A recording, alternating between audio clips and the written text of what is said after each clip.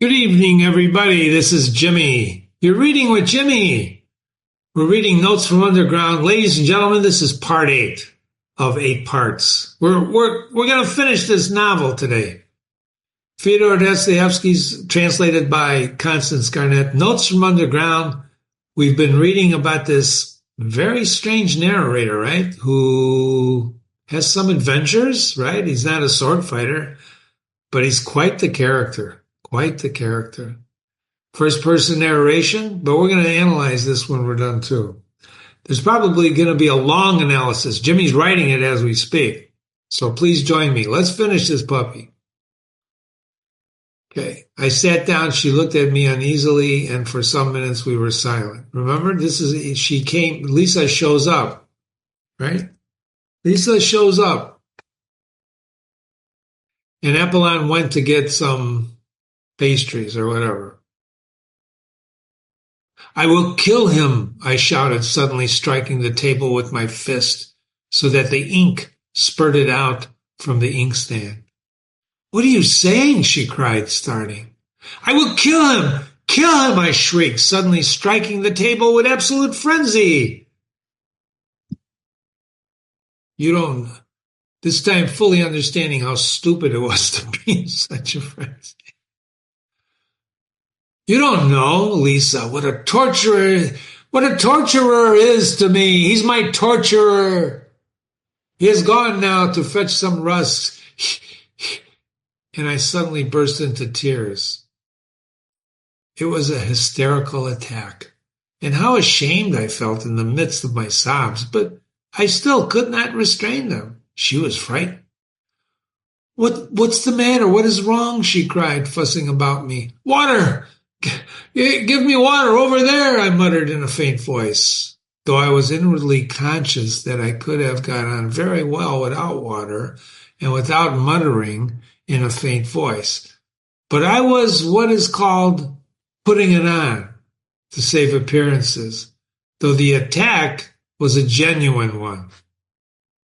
Let me mark that, right? She gave me water, looking at me in bewilderment. At that moment, Apollon brought in the tea. It suddenly seemed to me that this commonplace, prosaic tea was horribly undignified, and that paltry, after all that had happened. And so I blushed crimson. I turned red, right? Liza looked at Apollon with positive alarm. Why? Because the narrator's just saying he's the torturer. He went out without a glance at either of us. Liza, do you despise me? I asked, looking at her fixedly, trembling with impatience to know what she was thinking. She was confused, and she didn't know what to answer. You think? Drink your tea, I said to her angrily. I was angry with myself, but of course, it was she who would have to pay for it. A horrible spite against her suddenly surged in my heart, and I believe I could have killed her. To revenge myself on her, I swore inwardly not to say a word to her all the time. She is the cause of it all, I thought. See my question marks here? Our silence lasted for 5 minutes. When I pre-read this in order to read it to you, which I always do, I thought to myself, should I wait for 5 minutes, start the stopwatch and wait for 5 minutes to show you, ladies and gentlemen, how long 5 minutes is? Because this guy's pretty accurate when he's narrating about time. So the silence between Liza and the narrator lasted for 5 minutes. The tea stood on the table. We didn't touch it. I had got to the point of purposely refraining from beginning in order to embarrass her further. It was awkward for her to begin alone. Several times she glanced at me with a mournful perplexity. She was sorry for him. I was obstinately silent. I was, of course, myself, the chief sufferer, because I was fully conscious of the disgusting meanness in my spiteful stupidity. And yet at the same time, I couldn't restrain myself. I want to get away from here altogether, Lisa began to break the silence in some way. But the poor girl, that was just what she ought not to have spoken about such a stupid moment to a man so stupid as I was. This is very important. See the arrow? She shouldn't have said that to me, right? Because I'm a stupid man. My heart positively ached with pity for her tactlessness and unnecessary straightforwardness. But something hideous at once stifled all compassion in me. It even provoked me to greater venom. Something hideous at once stifled compassion. What is this something? Another 5 minutes passed. Perhaps I'm in your way, she began timidly, hardly audibly, and she started getting up. But as soon as I saw this first impulse of wounded dignity, I positively trembled with spite. And at once I burst out, "Why have you come to me? Tell me that, please." I began gasping for breath. And regardless of logical connection to my words, I longed to have it all out at once, at one burst. I didn't even trouble how to begin. "Why have you come? Answer! Answer!" I cried, hardly knowing what I was doing. "I'll tell you, my good girl, why you have come. You've come because I talked some sentimental stuff to you then. And now you are soft as butter and longing for fine sentiments again. So you may as well know that I was laughing at you then. I'm laughing at you now. Why are you shuddering? Yes, I was laughing at you. I had been insulted just before at dinner by the fellows who came to the evening before, and I came to you, meaning to thrash one of them, an officer. But I didn't succeed. I didn't find him. I had to avenge the insult on somebody to get back at my own again, and so you turned up. And I vented my spleen on you, and I laughed at you. I had been humiliated, and so I wanted to humiliate. I had been treated like a rag, so I wanted to show my power. And that was it. And you imagined that I had come on purpose to save you? Yes? You imagined that? You imagined that? I knew that she would perhaps be muddled and not take it all in exactly, but I knew too that she would grasp the gist of it very well indeed. And so indeed she did. She turned white as a handkerchief, and she tried to say something, but her lips worked painfully. But she sank into the chair as though she had been felled by an axe. And all the time afterwards, she listened to me with her lips parted and her eyes wide open, shuddering with awful terror. The cynicism of my words overwhelmed her. Save you, I went on, jumping up from my chair and running up and down the room before her. Save you from what? But perhaps I was worse than you myself. Why didn't you throw it in my teeth when I was giving you that sermon? But what did you come here yourself for?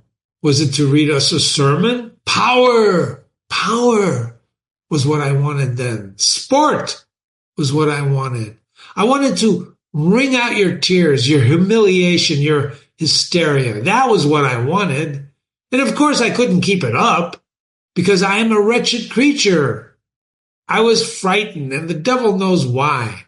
Why did you gave you my address was my folly. And afterwards, before I got home, I was cursing and swearing at you because of that address. I hated you already because of the lies that I had told you. Because I only like playing with words. I only like dreaming.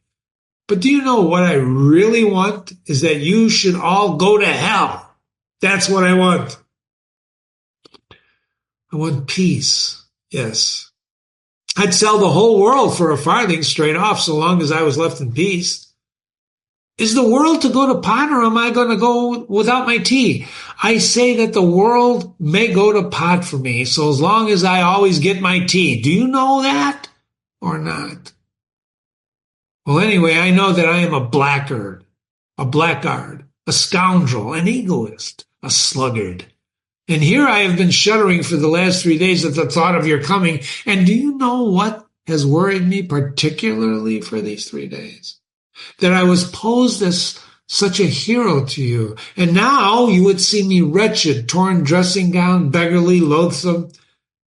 I told you just now that I was not ashamed of my poverty, so that you may well know that I am ashamed of it. I'm more ashamed of it than anything, and I'm more afraid of it than of being found out like I was a thief, because I am vain, as though I have been skinned, and the very air blowing on me hurt. Surely by now you must realize I shall never forgive you for having found me in this wretched dressing gown. Just as I was flying at Apollon like a spiteful cur, the savior, the former hero, was flying like a mangy, unkept sheepdog at his lackey, and the lackey was jeering at him. And I shall never forgive you for the tears that I could not help shedding before just now, like some silly woman put to shame. And for what am I confusing you now? I shall never forgive you either. Yes, you must answer for all of it. You, because you turned up like this, because I'm a blackguard, and I'm a nastiest, stupidest, absurdest, and most envious of all the worms on earth, who are not a bit better than I am, but the devil knows why, are never put to confusion like me. Well, I shall always be insulted by every louse. That's my doom. And what is it to me that you don't understand a word of what I'm saying? And what do I care? What do I care about you, or whether you go to ruin there or not? Do you understand how I shall hate you now after saying all this, for having been here and listening? Why, it's not once in a lifetime a man speaks out like this. And then it's in hysterics. What more do you want? Why do you still stand confronting me after all this? Why are you worrying me? Why don't you just go? At that point, a strange thing happened. I was so accustomed to think and imagine everything from books, and to picture everything in the world to myself, just as I had made it up in my dreams beforehand, that I couldn't all at once take in this strange circumstance. What happened was this. Liza, insulted, crushed by me, understood a great deal more than I had imagined. She understood from all of this what a woman understands, first of all, if she feels genuine love. That is, that I was myself unhappy. The frightened and wounded expression on her face was followed first by a look of sorrowful perplexity, confusion. When I began calling myself a scoundrel and a blackguard, and my tears flowed, parentheses, the tirade was accompanied throughout by tears, her whole face worked convulsively. She was on the point of getting up and stopping me. When I finished, she took no notice of my shouting, "Why are you here? Why don't you go away?" But she realized only it must have been very bitter for me to say all this. In other words, she's gaining an insight into this guy. Besides, she was so crushed, the poor girl.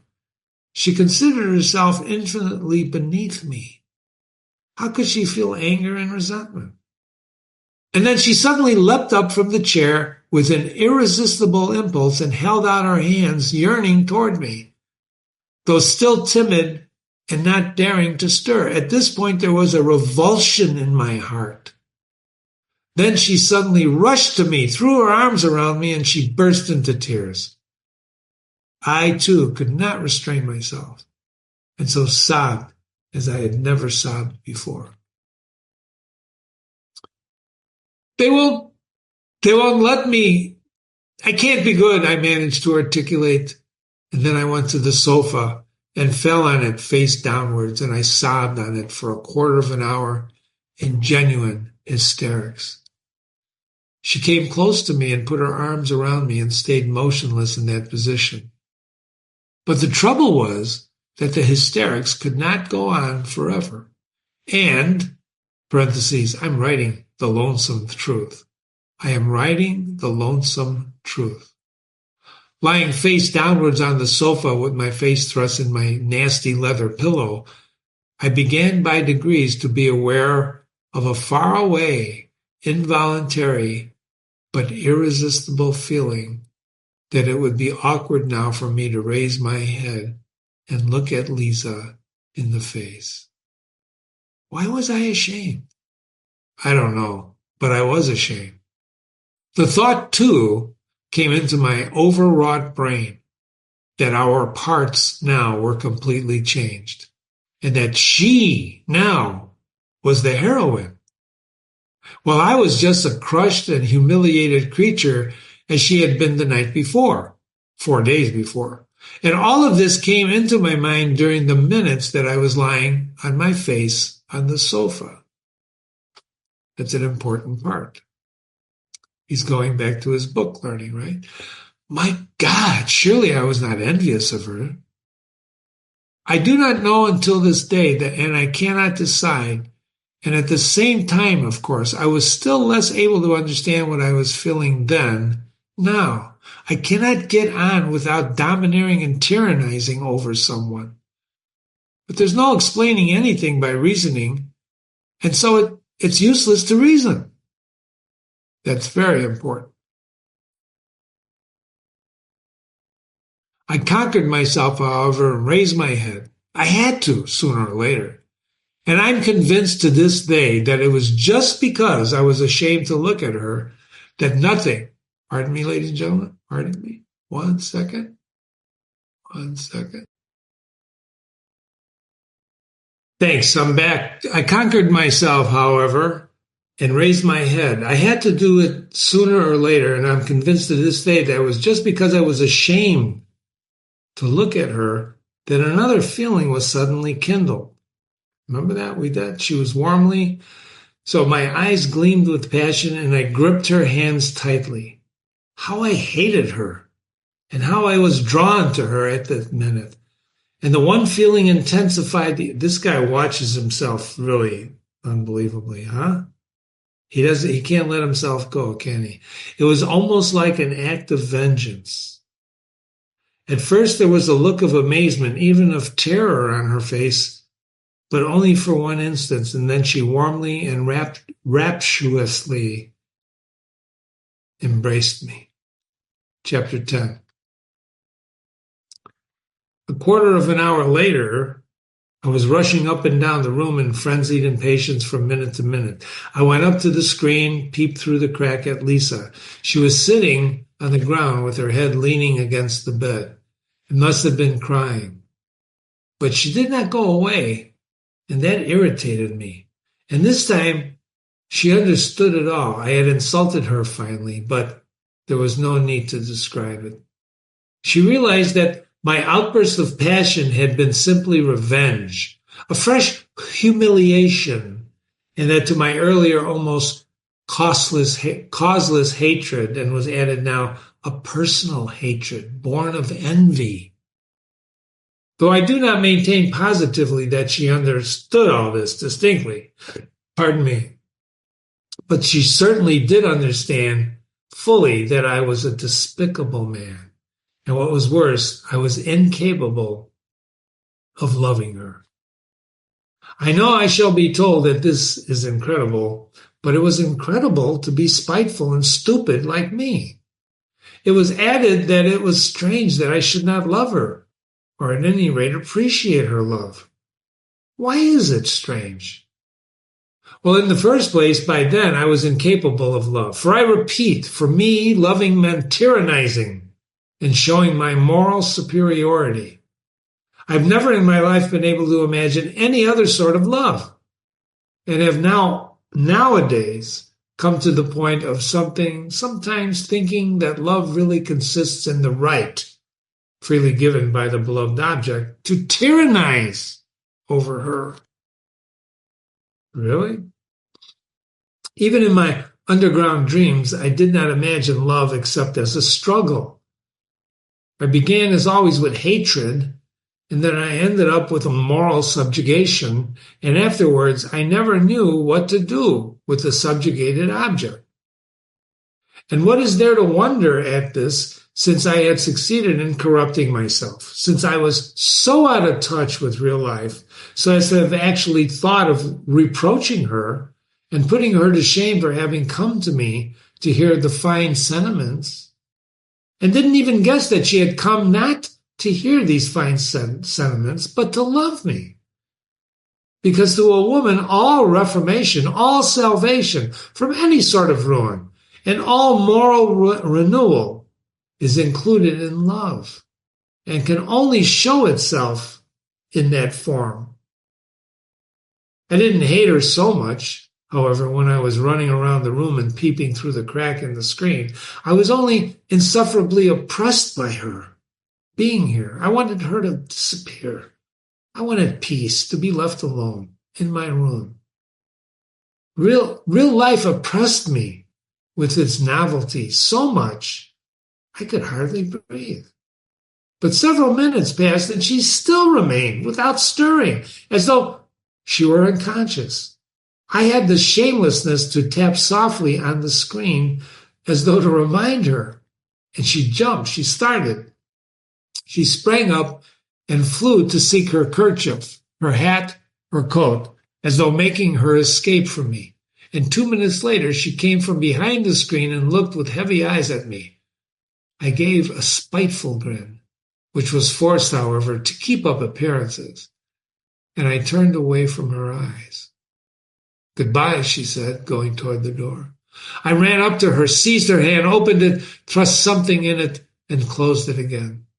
And then I turned at once and dashed away in haste to the other corner of the room to avoid seeing.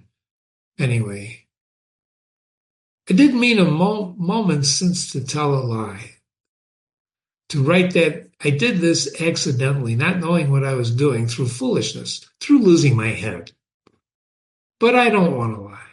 And so I will say, pardon me, I'm going to sneeze. Oh, bless you, Jimmy. Sorry. It came into my head to do this while I was running up and down the road. Where was I? I sneezed, sorry. He wanted to tell a lie, but he's not going to tell a lie. I don't want to lie, and so I will say straight out that I opened her hand and put the money in it from spite. So if you were wondering what happened back here, quarter of an hour later, you know what happened. He's paying her, right? He had sex, right? I opened her hand and put money in it from spite. It came into my head to do this while I was running up and down the room and she was sitting behind the screen. But this I can say for certain, though I did that cruel thing purposely, it was not an impulse from my heart, but it came from my evil brain. This cruelty was so affected, so purposely made up, so completely a product of the brain of books, that I couldn't even keep it up a minute. First I dashed away to avoid seeing her, and then in shame and despair, I rushed after her. I opened the door in the passage and began listening. "Lisa, Lisa!" I cried on the stairs, but in a low voice, not boldly. There was no answer, but I fancied I heard her footsteps lower down the hall. "Lisa!" I cried more loudly. No answer. But at that minute I heard a stiff outer glass door open heavily with a creak and slam violently. The sound echoed up the stairs. She had gone. I went back to my room in hesitation. I felt horribly oppressed. I stood at the table beside the chair in which she had sat, and I looked aimlessly before me. And a minute passed. Suddenly, I jumped. Straight before me on the table, I saw a crumpled blue 5-ruble note, the one that I had just thrust into her hand a minute before. It was the same note. It could be no other note. There was no other in the flat. There was no one else there. She had managed to fling it from her hand onto the table at the moment when I had dashed into the further corner. Well, I might have expected that she would do that. Might I have expected it? No. I was such an egoist. I was lacking in respect for my fellow creatures. I could not even imagine that she would do this. I could not endure it. And a minute later, I flew like a madman to dress, Flinging on what I could at random, and I ran headlong into the street. She couldn't have been more than 200 paces away when I ran out into the street. It was still night, and the snow was coming down in masses and falling upon perpendicularly, covering the pavement and the empty street as though it were a pillow. And then there was no one in the street. No one was to be heard. The street lamps gave a disconsolate and useless glimmer. And I ran 200 paces in the crossroads, and I stopped short. Where had she gone? Why was I running after her? Why? To fall down before her, to sob with remorse, to kiss her feet, to entreat her forgiveness. I longed for that. My whole breast was being rent, torn apart to pieces, and never, never shall I recall that minute with indifference. But for what? I thought. Should I not begin to hate her again, perhaps, or even tomorrow, just because I had kissed her feet today? Should I give her happiness?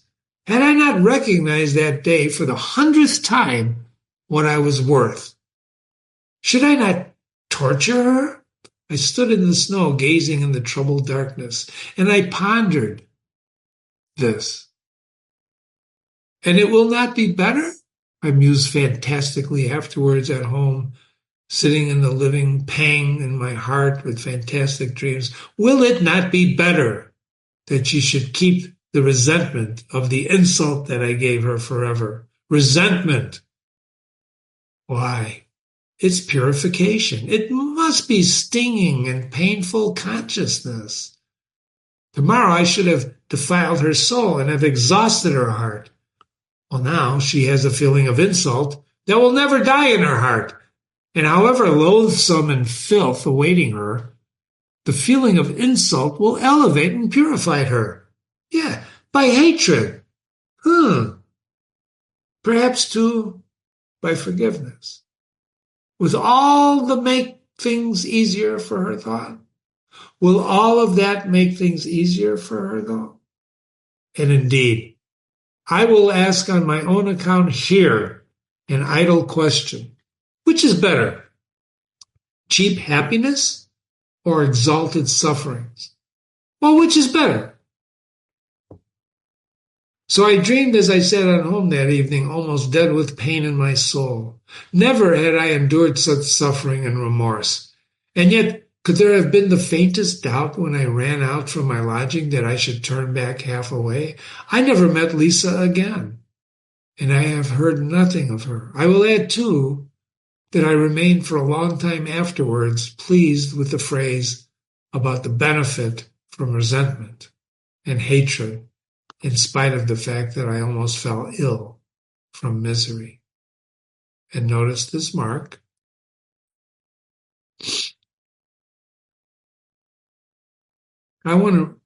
He never saw her again, and he was pleased with the phrase, the benefit from resentment. You remember that when he said that?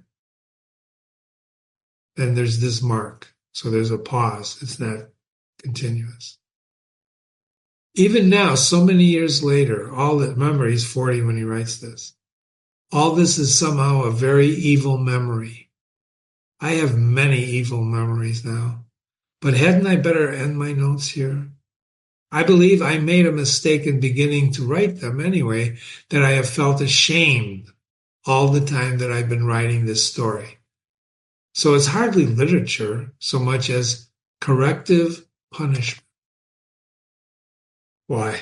To tell long stories, showing how I have spoiled my life through morally rotting in my corner, through lack of fitting environment, through divorce from real life, and rankling spite in my underground world, would certainly not be interesting. A novel needs a hero, and all of the traits for an anti-hero are expressly gathered together here. And what matters most, it all produces an unpleasant impression. For we are all divorced from life. We are all cripples, every one of us, more or less.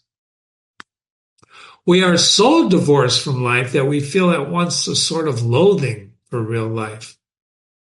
And so we cannot bear to be reminded of it, life. Why? We have come almost to looking upon real life as an effort, almost like hard work, as we are all privately agreed that it is better in books. And why do we fuss and fume sometimes? And why do we perverse and ask for something else? We don't know ourselves. We don't know what ourselves. It would be the worst for us if our petulant prayers were answered. Come on, try and give any one of us, for instance, a little more independence, unite our hands, widen the spheres of our activity, relax the control. And yes, I assure you, we would be begging to be under control again at once. I know that you will very likely be angry with me for that. And you will begin shouting and stamping. What are you talking about? Speak for yourself, you will say. And for your miseries in your underground holes, and don't you dare to say to all of us, excuse me, gentlemen, I'm not justifying myself with that, all of us. As for what concerns me in particular, I have only in my life carried to an extreme what you have not dared to carry halfway. And what's more, you have taken your cowardice for good sense, and you have found comfort in deceiving yourselves. So that perhaps after all, there is more life in me than in you. Look into it more carefully. Why, we don't even know what living means now, what it is it called. Leave us alone without books, and we shall be lost and in confusion all at once. We shall not know what to join on to, what to cling to, what to love, what to hate, what to respect, and what to despise. We are oppressed at being men with the real individual body and blood. We are ashamed of it. We think it is a disgrace, and we try to contrive to be some sort of impossible, generalized man. We are still stillborn, and for generations we've passed, we have begotten not only by living fathers, and that suits us better and better, we are developing a taste for it. Soon we shall contrive to be born somehow with an idea. But enough. I don't want to write more from the underground. There's the mark again. Bracket. The notes of this paradoxalist do not end here. However, he could not refrain from going on with them, but it seems to us that we may stop here. Bracket. That's the author, okay? So Jimmy pasted this here down here. This is the beginning of the story. I wanted to review it with you before we leave. If you remember when we started the story, this is the note. The narrator is in the book we just finished. The author's note, the author is Dostoevsky. So the author, just like we just read there, that the brackets up here, that was also Dostoevsky. In the beginning, Dostoevsky says, the author of the diary, the narrator, and the diary itself are imaginary. Nevertheless, it is clear that such persons as the writer of these notes not only may, but positively must exist in our society when we consider the circumstances in the midst of which our society is formed. So he's saying this is imaginary, but these people are real. I, the author, have tried to expose to the view of the public more distinctly than is commonly done one of the characters of the recent past. He, the narrator, is one of the representatives of a generation still living. In this fragment entitled Underground, this person, the narrator we just been reading, introduces himself and his views, and as it were, tries to explain the causes owing to which he has made his appearance and was bound to make his appearance in our midst. In the second fragment, there are added the actual notes of this person concerning certain events in his life. So in the first part, he introduces himself and why he made his appearance. And in the second part are certain events in his life, right? Drinking with his friends, the guy he was going to confront on the bridge, going with his friends and getting drunk, having, sex with Liza, the house of prostitute, the prostitute. So this is a complex story, ladies and gentlemen, very, very complex. And I don't want you to take it for granted. I want you to think about it. Now, you may have to reread it again on your own, buy the book, or read it again with Jimmy. But what you've been reading is insight into the human soul. Insight that only Dostoevsky, as far as I've ever been able to judge and reading all the classics that I have, has been able to bring to life with his words. So hopefully you'll tune into the analysis of the Notes from Underground. Hopefully you enjoyed reading this. I mean, there are some funny parts in here. The guy's a little off, perhaps, but maybe not so off. Notes from Underground, translated by Constant Garnett. You've been reading with Jimmy. Thank you the website is full of classics, right? Come on back and read some classics with Jimmy. You can email me, jimmy@readingwithjimmy.com, jimmy@readingwithjimmy.com. I appreciate you so much. You'll really never know, but keep your emails coming. Thank you very much. Have a great day.